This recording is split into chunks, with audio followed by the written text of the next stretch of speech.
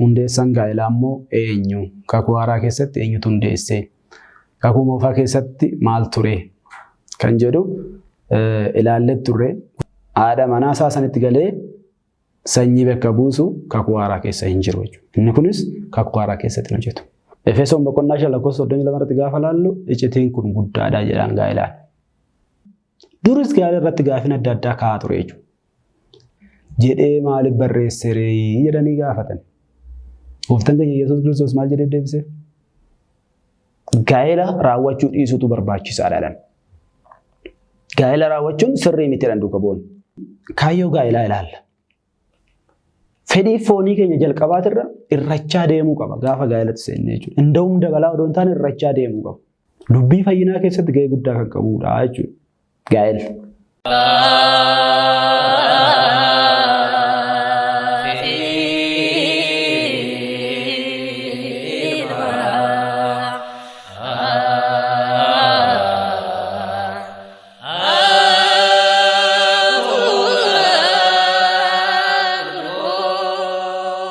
Kiristoos du'a ka'eeraa humnaa fi aangoo guddaadhaan seexanni hidhameeraa addaan bilisa ba'eeraa kanaan booda nagaa fi gammachuun ta'eeraa.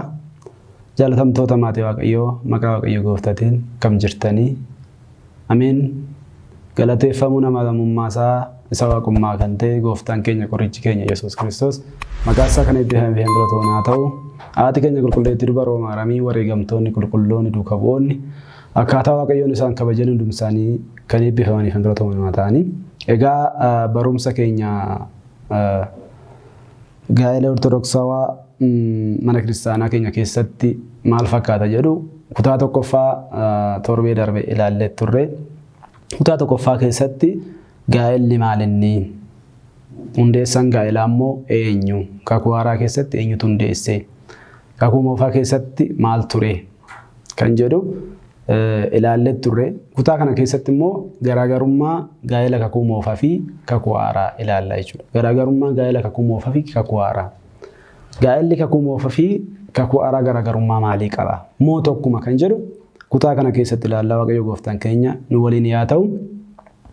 Gaa'ela kakuu moofaa gaafa jennu gaa'elli kakuu moofaa keessatti akka waan dhala argachuu qofaatti waan ilaallamaa tureef kaayyoo gaa'elli uumameef galmaan ga'u irratti hanqina qaba ture. Kaayyoo gaa'elli uumameef hunda isaa galmaan ga'u irratti gaa'elli kakuu moofaa hanqina qaba ture jechuudha. Sababni isaas mucaan namaa ajaja Waaqayyoo cabsuu irraa kan ka'e kennaan irraa fudhatamee ture. Kennaan isarraa fudhatame keessaa ijoon mootummaa Waaqayyoo keessa jiraachuu yookaan gannata keessa jiraachuu. Gannata keessa jiraachuun mucaa namaatirraa fudhatame. Jannata keessa jiraachuun immoo qulqullummaadha yookaan fayyina. Gaa'elli kakuu moofaa immoo fayyina kana kennuu hin dandeenye jechuudha. Hanqina gaa'elaatiin osoo hin taane hanqina balleessaa mucaa namaatiin gaa'elli kakuu moofaa fayyina lubbuu kennuu hin dandeenye. Garuu eebba foonii akka kennaa ture kakuu moofaa keessatti barreeffameera jechuudha. Akkasumas fayyina foonii kennuu keessatti illee gaheen inni qabu namoota qulqullummaa ajaja Waaqayyoon jalqabatti kenne kana eeganiif. Maaliif gaa'ela keessatti gaa'ela raawwachuu qofti gahaa miti waan ta'eef ulagaa gaa'ela irraa eegamu gaafa ba'ani ajaja Waaqayyoos yoo eegan seerri Addaamii fi Yohaaniif kenname sun cabenne seera Waaqayyoo cabsuu hin qabnu nuti. Mootummaa Waaqayyoo cufamtee maannoo gannanni cufamte jenne gannanni cufaadhaa jenne cubbuu raawwachuu akka hin qabne qulqulloonni kun yeroo duriitii hojjechaa kan turan gaa'ela isaanii keessatti eebba foonii argachaa turan jechuudha. Kanaaf gaa'elli kakuu moofaa eebba foonii kennaa kan ture. Fakkeenyaaf abbaa keenya Nohii ilaaluu dandeenya, ijoollee isaa ilaaluu dandeenya, abbaa keenya Loox ilaaluu dandeenya. Isaan kana keessatti gaa'elli kakuu moofaa keessatti eebba foonii kennaa akka ture agarraa jechuudha. Seerri gaa'ela kakuu moofaa garaagarummaa amantiif sanyii ni ilaallata ture. Kakuu moofaa keessatti gaa'elli namni amantaa garaagaraa qabu yookiin immoo Ayizaabonni warra hin amanne warroota hin amanne kan jedhan warroota amanan waliin gaa'ela gaggeessan turan. Isa qofa osoo hin taane warri sanyii isaanii hin taane sanyiin Israa'el warri Israa'el ta'an kaan wajjin sanyiidhaan illee garaagarummaa qabaata jechuudha gaa'elli kakuu moofaa. Amantiidhaan garaagarummaa qaba. Akkasuma immoo sanyiidhaan illee garaagarummaa akka inni qabu seerri keessa deebii boqonnaa 7:3 irratti gaafa ilaalle inni dhorkee jechuudha Museen. Musee wantoota kana dhorkeera. Warroonni namanne warra amana wajjin gaa'elarree akka hin gaggeessine.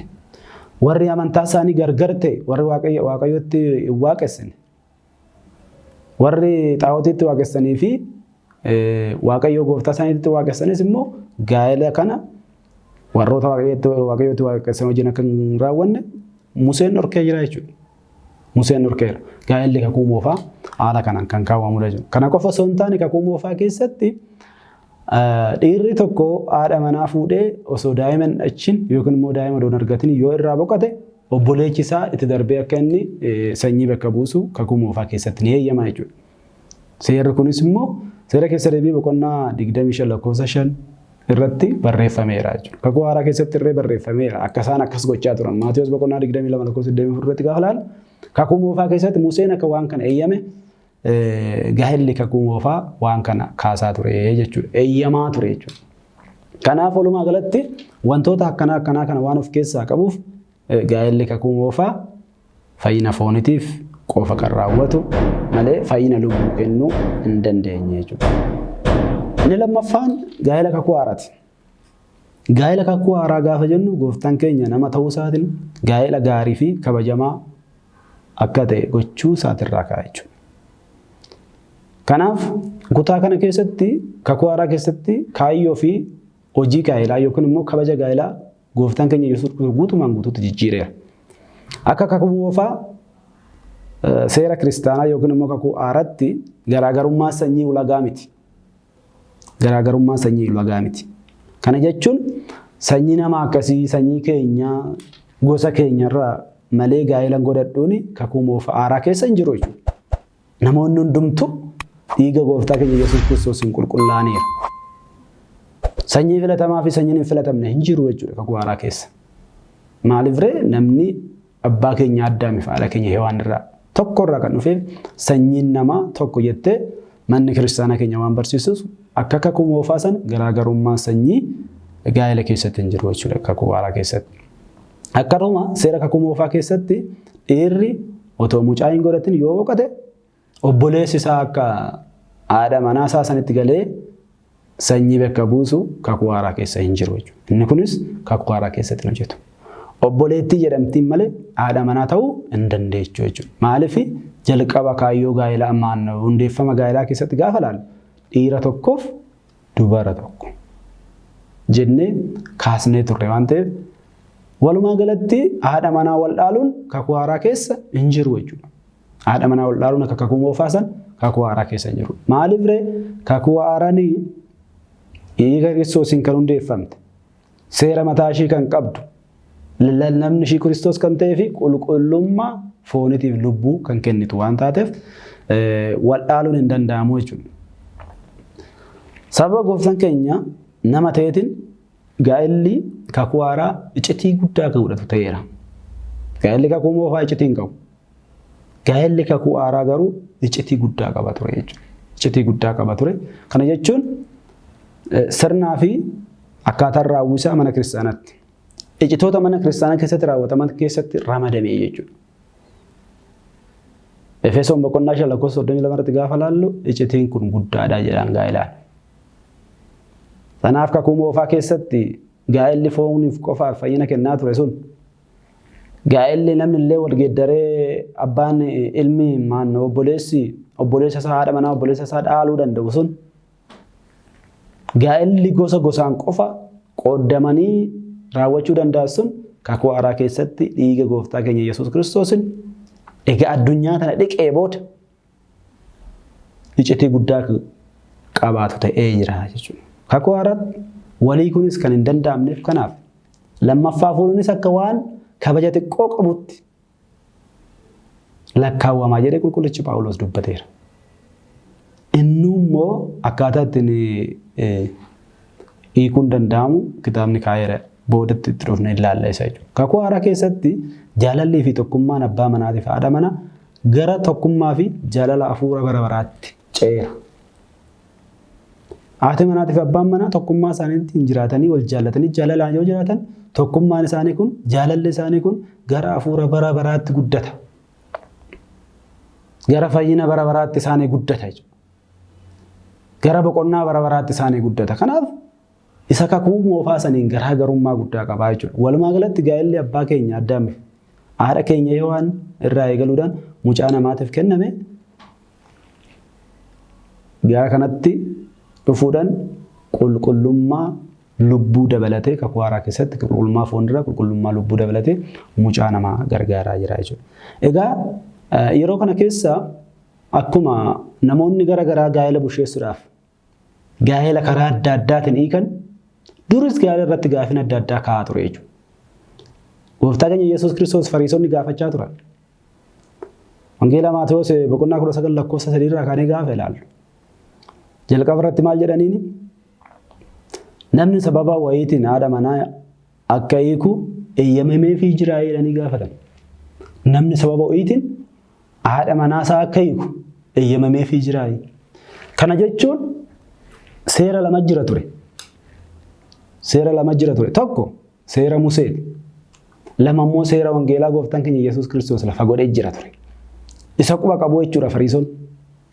Isa quba waan qabaniif eeyyamamee jira yoo inni jedhe akkamitti akkas jettaa wangeelli akkas jedhaa miti jechuudhaaf. Lakkiin eeyyamamne yoo inni jedheen immoo haa Museen haadha manaa tokko yoo hiikuu barbaade waraqaa hiikumsa ishii kenneef yaa hiiku jedhaa miti jedhanii gaaffii kana dhiyeessuudhaaf Kiristoos gaafatan jechuudha. Inni garuu maal jedhee deebisees Yesuus Kiristoos maal jedhee deebise namni haadhaa fi abbaa isaanii dhiisa. Haadha manaa isaatti garuu ni eeggama lamaanuu foon tokko ni ta'u jedheen deebiseef jechuudha. Kana jechuun maal jechuudha? Itti dabalees immoo maal jedheen Waaqayyo uuman jalqaba Addaam tokkoof dubartii tokkoof dhiira tokko uume. Dhiira tokkoofis immoo dubartii tokko uume jedhanii deebii isaanii kana gaaffii isaanii kana deebii akkanaa kanaan deebiseef jechuudha. Isaan maal jedhanirree deebisanii egaa akkas ta'edha. Egaa akkas ta'e Museen maaliif namni yoo hiikuu barbaade xaaliyaa barreessee haa kennuufi xaaliyaa hiikumsaa barreessee haa kennuufi jedhee maaliif barreesseree jedhanii gaafatan. Gooftaan keenya Yesuus Kiristoos maal jedhee deebise? Lakki jalqabammaa akkas hin turre. Museen kan akkana jedheef dhiphina nuyi nama olirraan gahaa jiru ammeenya keenyaaf gara jabummaa keenyaaf akkas jedhe malee jalqaba akkas hin turre jedhe. Akkana jechuun isaa maali? Seera boqonnaa 24 lakkoofsa 1 irraa kaanee gaafa ilaallu Waaqayyo gooftaan akkuma sila kaasaa turre Addaam tokkoof Hewaan tokko akka uume Hewaan takkaas Addaam tokko akka eeyyameef dhiira tokkoof dubaruma tokko kenne ture. Garuu mucaan namaa akka carraa ta'ee haati manaa nama tokko jalaa boqachuu dandeessi. Akka carraa ta'ee abbaan manaas immoo dubartii tokko jalaa boqachuu danda'a. Inni kun Musee muudate. Musee gaafa muudate Museen gara Waaqayyootitti abeetotaa dhiyeeffate jechuudha. Gara Waaqayyootitti iyyata isaa gaafa dhiyeessu maal jedheen yaa Waaqayyo namoota akkanaatitu naannoo keenya keessa biyya keenya keessa jira. Haati manaa isaanii yoo jalaa boqatte akkam godhanii jedhee raawwatee akkasuma immoo abbaan manaa isaanii yoo jalaa boqate dubartoonni abbaan manaa isaanii jalaa boqotan kun maal yaa godhan? Abbaan manaa kan jalaa boqote haati manaa kan jalaa boqotes immoo dhiirri abbaan manaa isaanii irraa dhiirri haati manaa isaanii irraa boqote kun maal yaa godhan jedhanii gaafatan jechuudha. Gaafatee jechuudha Museen. Museen gaafa gaafatu Waaqayyo maal jedheen? Isaan haati manaa jalaa boqottan fuudhuu danda'u. Ishiin abbaan manaa jalaa boqottes immoo heerumuu dandeessi jedhee eeyyama kana kenneef Waaqayyoon. Hubadhaa. Amma rakkinni kun uumamnaan Waaqayyoon eeyyama kana eeyyameef jechuudha. Sanaan booda Museen waan Waaqayyo irraa argate kana gaddeebi'ee uummata kana barsiise. Warri haati manaa sin jalaa boqotte fuudhuu dandeessu jedheera Waaqayyoon. Warri immoo abbaan manaa sin jalaa boqote heerumuu dandeessu jedhee qajeelfama kana Museen itti kenne. Ammeenyi mucaa namaa amaadha waan ta'eef mucaan namaa yakka hojjechuu irraa irrafu waan ta'eef maal godhanii Museen kana eeyyamnaaniif warroonni haadha manaa abbaa manaa isaanii yoo jibban abbaa manaa nama biraa wajjin deemuu yoo barbaadan dhiira biraa yoo barbaadan abbaa manaa isaanii qorichaan ajjeesu turan. Maaliif ree seerri Museen baase sun Waaqayyo Museedhaaf kenne sun yoo abbaan manaa yookiin haati manaa isaanii jalaa boqatte fuudhuu danda'a jedhee waan eeyyamuuf jechuudha. Warri abbaa manaatis immoo haadha manaa isaanii xinnoo ishii isaaniitti toluu didde fuulan ta'uu danda'a. Qabeenyaan ta'uu danda'a. Isaaniitti toluu didde maal godhu sokkuumanii ajjeesanii anan biraa fuudhu turanii jedha. Egaa ilaalaa kiristaanota. Jarraa keenya kana keessatti maal akka ta'e immoo ol madaalaa ilaala. Ammeenyi mucaa namaa jalqaba irraa kaasee maal akka ta'e ilaala. Waaqayyoon warri jalaa boqotan yaa fuudhan jennaan harka isaaniitiin haadha manaa isaanii ajjeesu, abbaa manaa isaanii ajjeesutti gatta'an. Museen ammas maal godhe Waaqayyootti iyyata dhiyeesse jechuudha. Yaa Waaqayyoo warra haati manaa isaanii jalaa boqotan haa fuudhan jettee turte. Warri immoo abbaan manaa isaanii jalaa boqote haa heeruman jettee turte. Garuu immoo haadha manaa isaanii kan sukkumanii ajjeesan argamaniiru baay'ee isaanii. Haadha manaa isaanii sukkumanii ajjeesan akkuma jiran immoo abbaa manaa isaanii qoricha nyaachisanii kan ajjeesan ajjeesaa jiru akkam wayyaa jennaan haaya akkas ta'e namni ol fixee dhumuurra abbaan manaa tokko haadha manaa tokko yoo barbaadu baate xaaliyaa barreessee haa kennuufi jedhee Museen murteesse jechuudha. Sanaaf asirratti wanti nuti hubachuu qabnu ammeenya keenyarraa ka'eet badii nuyi goonu cikkaana yookiin immoo gara jabummaa keenyarraa ka'eeti malee gaa'elli dhiira tokkoof dubara tokkoof immoo dhiira tokko akka ta'e Waaqayyoon ibsa kenneef jechuudha. Kanaaf asirratti Fariisonni waan dubbatan dhabanii deebii argatanii bira darbani. Egaa asumaan kan kanaan wal qabatu gooftaan keenya Yesuus Kiristoos gaafa akkas jedhu ani garuu isiniin jedhaadhe. Jalqaba dhiirri tokko dubara tokkoo fi dubarti tokko immoo dhiira tokkoo fi akkas hin turre jedhee eegebsee fi booda ani garuu isiniin jedhaadhe. Haadha manaasaa kan hiikamte immoo kan fuudhe inni hijjeeraa jedheen. Hubadha haadha manaasaa maal kan godhe kan hiike. Ani hiikamtes kan fuudhe. Inni hijjeeraa. Kana jechuun hiikuunis hin danda'amu. Ani hiikamte fuudhuunis hin danda'amu jechuudha. Isaan booda maal jedhanii gaafatan duuka buutonni isa bira jiru waan ta'eef gaafa Fariisonni gaafatanis duuka buutonni biruma turan. Duuka buutonni isaa maal jedhanii gaafatu lakkii gaa gooftaa. Egaa seerri gaa'elaa akkas ta'e gaa'ela gaggeessuun egaa akkas ta'e gaa'ela raawwachuu dhiisuutu barbaachisaadha. Gaa'ela raawwachuun sirrii mitiidhaan duuka bu'uun. Hayi miti jedhee Waaqayyoon. Gooftaan keenya Yesuus Kiristoos maal jedhee deebiseef? Inni kun immoo warra filatamaniifi warra isaaniif kennameefi warra hireen isaanii gaa'ela raawwachuu dhiisuu ta'eefi malee namoota hundaaf hin ta'u. Namni hiree isaanii gaa'ela ta'e jiru waan ta'eef jedhee deebiseef. Isaan kanas immoo kutaa sadiitti qoodee ilaale. Maal jedheen warri filataman kun warri namoota qulqulluu ta'anii gaa'ela malee jiraatan laalanii too jaandarabaa ta'an jiru fakkeenya isaan godhatanii jedheen. Warri kun immoo mootummaa Waaqayyoo ilaalanii jireenya mootummaa Waaqayyoo keessatti jiraannu ilaalanii awwanii kanaafuu asitti bashannana gaa'elaa gochuurra yookiin immoo gaa'elaa aananii bashannanuurra mootummaa Waaqayyoo ishii bara baraan itti bashannanan san naa wayya jedhanii kan mataa isaanii jaallarabaa godhan jiru jedheen. Inni biraa immoo kan Waaqayyoo garaa keessatti isaa filate jiru. Sadan kanaan ala kun keenya gaa'elaan jiraachuutu barbaachisaadha jedhee deebii warra Fariisotaa kanas gaafii warra Fariisotaa kanas deebise gaafii duuka buutonni gaafatanis immoo gaa'ela irratti ibsa bal'aa kenne jechuudha. Kanaaf namoonni irraa gaa'ela irratti burjaajii uumanis jiru. Waaqayyoon dubartii takka kan uume dhiiras kan uume dubartii fi rakkoon qabu sagaagalummaan kan jedhan jiru. Sanaaf isin akka warra Fariisotaa ta'uu hin qabdan jechuudha. Gaafii warra Fariisotaa irras jiru. Kiristaanonni garuu kana keessa addadha. Kiristaanonni garuu gaafilee lamaan kana keessa hin jiran. Yoo dandeenye, yoo jandarabaa ta'uu dandeenye, yoo ofitti amanne jandarabaa ta'uu. Fakkeessuun isin barbaachisu as jidduutti. Maaliif ree gaa'ela qulqulluu hundeessinee raawwannee gaa'ela qulqulluunis mootummaa Waaqayyoo dhaaluun hin danda'ama waan ta'eef. Waluma qixa waan ta'eef. Garuu immoo osoo hin danda'in jandarabaadhaan yookiin immoo ani of daangessee jiraadha jennee cubbuu biraa keessa galla yoo ta'e cubbuu irratti cubbuu dabaluu akka ta'u hubachuu qabna jechuudha. Kanaaf akka qulqullichi Phaawulos jedhe sana jechuudha. Fuudhuu dhiisuun gaariidha. Gaa'ela keessa seenuu dhiisuun of daangessee Kiristoosiif mushurraa ta'a jechuun gaariidha. Garuu immoo yoo hin dandeenye fedhaan of gubuurra tokko tokkoon ta'uun baay'ee gaariidha. Kanaaf as keessatti gaa'elli ga'ee akkamii akka inni qabu deebii gooftaan keenya Yesuus Kiristoos deebise kunis deebii akkamii akka ta'e hubannaa jechuudha. Kutaa itti aanu keessatti kaayyoo gaa'elaa ilaalla. Kaayyoo gaa'elaa.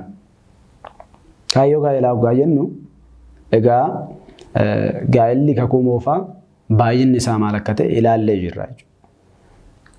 Garuu sirriitti bal'inaan ilaaluun kan nu barbaachisu gaa'ela kakuu haaraa kiristaanotaaf. Maaltu barbaachisa kiristaanotaaf? Har'a nuti maal gochuu qabna? Kaayyoon gaa'ela keenyaa har'a raawwannu maa innidha? Kiristoos dhiiga isaa lolaasee foon isaa muree raawwatee addunyaa tana qulqulleesseera. Isaan booda immoo gaa'ela irra eebbiseera. Kaayyoon nuti gaa'elli amma nuu kennu maa inni kan jedhu as keessatti ilaallaa jechuudha. Gaa'elli kaayyoon inni nuu kennu tokkoffaan fayyina raawwachuuf. Gaa'ela kan raawwannu fayyinaaf jechuudha. Fayyinaaf kana jechuun fayyina raawwachuuf yommuu jennu mucaan namaa fedhii foon isaa abboomuun sagaagalummaa raawwatee akka mootummaa Waaqayyoo hin dhabne gochuun suuta gara qulqullummaatti kan fidudha gaa'elli. Kana jechuun ti'oosisiidha jechuudha. Gaa'elli gara ti'oosisiitti nu geessa. Gara Waaqayyoon fakkaasuutti nu geessa suuta. Fedha foon keenya, fedha lubbuu keenyaan bichisiisaa. Akkasuma immoo sagaagalummaadhaan sababa sagaagalummaatiin akka nuti mootummaa Waaqayyoon dhaalleef sagaagalummaa irrisaa. Maaliif ree? Sagaagalummaa jechuun gocha saalaa faallaa ta'e haati dubartiin takkaa fi dhiirri tokko waliin raawwatanidha. Sana hir'isuudhaaf haati manaatii fi abbaan manaa waliin ta'u jechuudha. Sagaagalummaa hir'isuu jechuudha.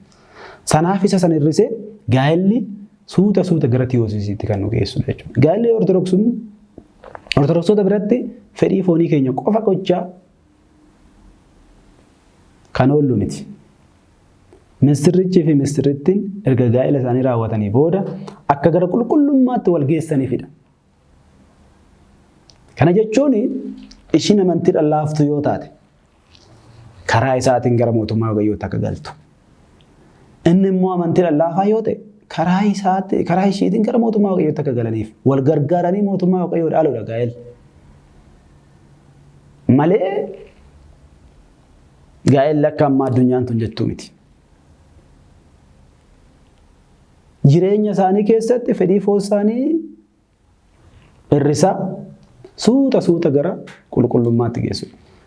Akkasuma immoo gaa'ela takka raawwanne jechuun halkaniif guyyaa yeroo hundaa guyyaa ayyaanaa guyyaa maalii fedhii foonii raawwanna jechuu miti. Fedhii foonii keenya jalqabaatirra irrachaa deemuu qaba gaafa gaa'elatti seenne jechuudha. Inda'uum dabalaa odoo hin taane irrachaa deemuu qaba. Maaliif ree? Suuta gara qulqullummaatti nu geessaa deema malee suuta gara xuraa'ummaatti nu geessaa deemuu qaba. Jalqaba duraa baay'ee of daangessinee dubqeerrummaadhaa fi durbummaadhaan teenye of daangessinee turree gaa'elaan booda immoo fedhii foonii raawwachaa oollaa jechuu miti. Irrisaa deemnaa jechuudha. Fedhii foonii irrisaa deemuudhaan gara Waaqayyoo fakkaachuutti guddachuu qabna. Kana jechuun gaa'elli Waaqayyoo fakkaachuu keessatti gahee guddaa qaba mucaa namaatiif. Irreena namaa guutuudhaan irrima foon namaa guutuudhaan gara qulqullummaatti kan nama geessudha jechuudha. Karaa biraatiin gaa'ela jechuun adeemsa mucaan namaa suuta gara Waaqayyoo fakkaachuutti deemu jennee dubbannu kana keessatti gahee guddaa kan qabu jechuudha. Dubbii fayyinaa keessatti gahee guddaa kan qabudha jechuudha.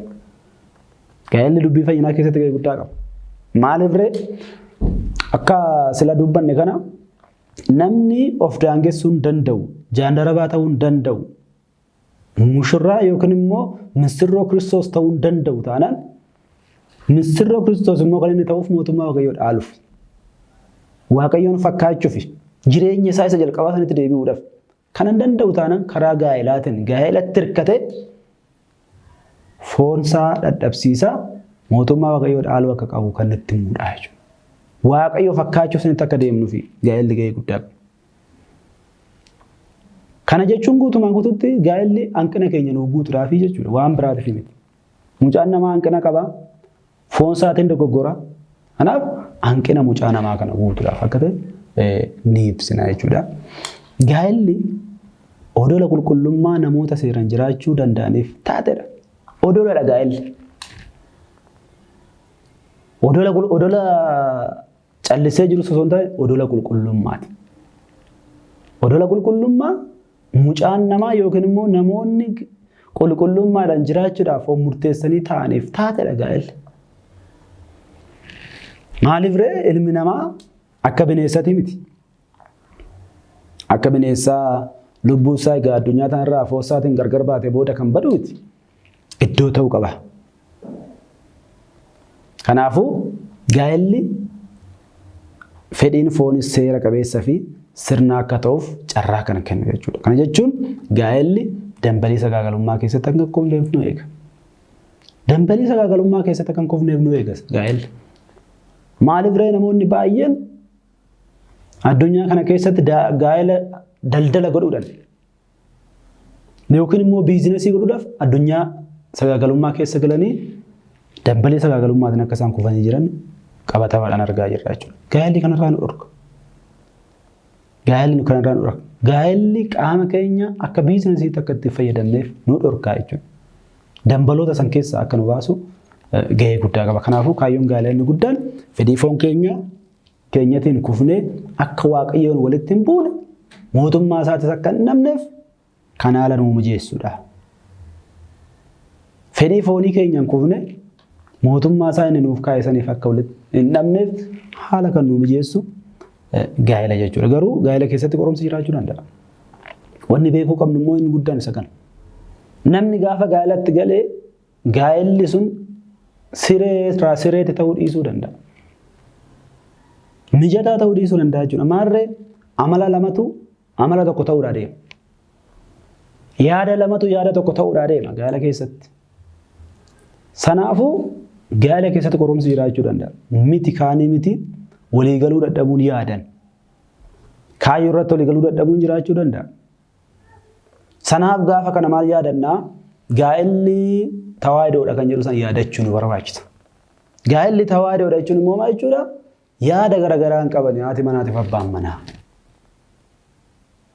Hojii garaagaraa hin qaban haati manaatiif abbaan manaa kaayyoo isaanii tokko kan jedhu san waan jiruufi qaama tokko ta'uu kan jedhu san yoo lapheedhaan amanne gaa'ela keessatti garaagarummaa jiru sirreessuun hin danda'ama jechuudha. Amalli isheetii fi amalli isaa gargar ta'uu danda'a. Garuu immoo gaa'ela keessatti gaa'ela raawwatamee booda gara giddu galeessaatti dhufuun dirqamata. Akka amala keenya durii sanitti deemuun hin danda'amu. Ishinis akka amala ishii durii innis akka amala isaa duraatti deemuun hin danda'amu. Giddu galeessatti dhufuutu barbaachisaa jechuudha. Amala isaan lamaan irratti olii galchu, kaayyoo isaan lamaan irratti olii galchu san irratti deebi'uutu barbaachisaa. Garuu immoo hunduma caala sodaan Waaqayyoo hafuurummaan keessa jiraachuu qaba. Namni hafuurummaan keessa isaa jiru gaa'ela irratti olii galuu dadhabuu miti waan biraati irratti olii gala. Kanaaf hafuurummaan keessa isaa jira taanaan walii galuun baay'ee barbaachisaa akka ta'e beekamaadha jechuudha gaa'ela keessatti. Qulqulluun Yaaqoob inni Siruugi gaa'elli ifa abboroo bari'uudhaaf dhufuuf daandii taatedha. Gaa'elli ifa abboroo bari'uudhaaf dhufuuf yookiin immoo bari'uudhaaf ka'uuf daandii taatedha. Kana jechuun ifni abboroo bari'uudhaaf ka'u jechuun maal jechuudha? Yookiin bari'een bariine garuu fuuldurri isaa ifa. Gaa'elli akkasii jechuudha. Gaa'elli jireenya mucaa namaa keessatti akkuma sila jechaa turre fayyina raawwachuu fi jenneerra. Ifa boroo kan jedhamte gaa'ela keenya qulqullummaadhaan yoo qabaanne mootummaa Waaqayyoo ishii bara baraan eeggannu sanitti nu galchuu dandeechi.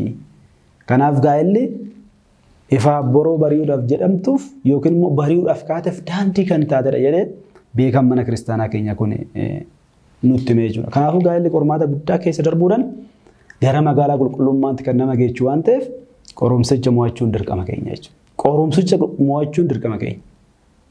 Qorumsa gaa'ela keessatti nutti dhufu mo'achuun baay'ee murteessaadha jechuudha. Baay'ee murteessaadha. Walumaa galatti kaayyoon gaa'elaa inni guddaan qormaata fedhii fi foonii keenyan nutti dhufu seera qabeessan itti fayyadamuudhaan fayyina gara Waaqayyootti nama geessutti geessudha jechuudha. Mootummaa Waaqayyoo nu galchuudha. Kaayyoo gaa'elaa sanyii bakka buusu jennee yoo murteessine gaa'ela keessatti dhalli dhabamuu danda'a.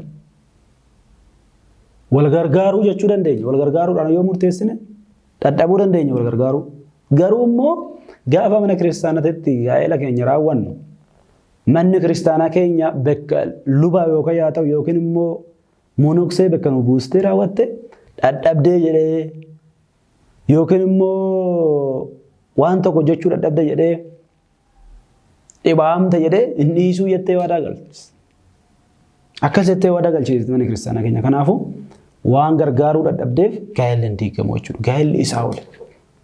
Isaa oli wal gargaaruu qofaaf miti. Akka kakuu moofaa keessatti wal gargaaruudhaaf jenne saniin bira darbuu hin dandeenyu jechuudha gaa'ela kakuu haaraa keessatti. Sababni isaa oli. Wal gargaaruu yoo danda'ame fooninis lubbuudhanis wal gargaaruu yoo danda'ame maallaqaanis yoo wal gargaaruu danda'ame bareeda. Garuu namni na gargaaruu dadhabe jennee gaa'ela diiguu hin qabnu jechuudha. Gargaarree eessa geessudha? Mootummaa Waaqayyoo ol geessudha jechuudha. Akkasuma jenne san ishiin dadhabdoo taate ni gargaaruu qaba. Maaliif? Kaayyoon isaa walii isaaniitiin mootummaa Waaqayyoo ol galchuu waan ta'eef. Akkasuma immoo dhala argachuuf qofa miti gaa'elli. Dhalli jiraachuu danda'a, jiraachuu dhabuu danda'a. Qulqullichi Phaawulos tokkoffaa Qorontoota lakkoofsa 7 lamarratti akkuma dubbate ijoolleen kennaa Waaqayyooti jedheera. Dhugaadha. Ijoolleen kennaa Waaqayyooti jechuun Waaqayyoo kennuu danda'a, dhiisuu danda'a. Garuu ulagaa gaa'ela keenyaa ta'uu danda'a. Gaafa gaa'elli keenya daa'ima argamsiise itti fufa daa'imni yoo jiraachuu baatte immoo hin diigamaa jechuu hin dandeenyu miti jechuudha gaa'elli. Kaayyoon isaa ol. Dhugumatti daa'imni argamtee gaa'ela keessatti daa'ima guddisuunis barakata biraati, eebba biraati. Eebba biraati. Maaliif ree daa'imman takka guddisuun seeraan guddisanii mootummaa Waaqayyootiif geechisuun eebbadha. Garuu eeyyama Waaqayyoo hin taane yoo ta'e kaayyoo gaa'elaa sanirraa duubatti deebisuu kan hin dandeenyedha. Kanaaf gaa'elli warroota qulqullummaa foonii isaa eeggatanii fedhii foon isaaniitiin mo'atanii monoksummaan jiraachuu hin dandeenyeef karaa qulqullummaa gara Waaqayyootti ittiin deeman taate daandii filatamtee kennamteef jechuudha. Warroota maal hin taane warroota qulqullummaa foon isaanii daangessanii fedha foon isaanii daangessanii qulqullummaa isaanii eeganii monoksummaadhaan jiraachuu hin dandeenyeef gaa'elli daandii qulqullummaadhaan gara mootummaa Waaqayyootti geessitudha jechuudha. Garuu namoonni baay'een hubachuu dhiisuu irraa kan ka'e kaayyoon gaa'elaa akka qabeenya barbaadutti, gargaarsa barbaadutti, dhala barbaadutti guutummaan guutuutti murteessanii waan itti galaniif wantoonni kun gaafa dhabame gaa'ela kan diigan argina. Gaa'elli sanaa oli jechuudha. Gaa'elli sanaa oli.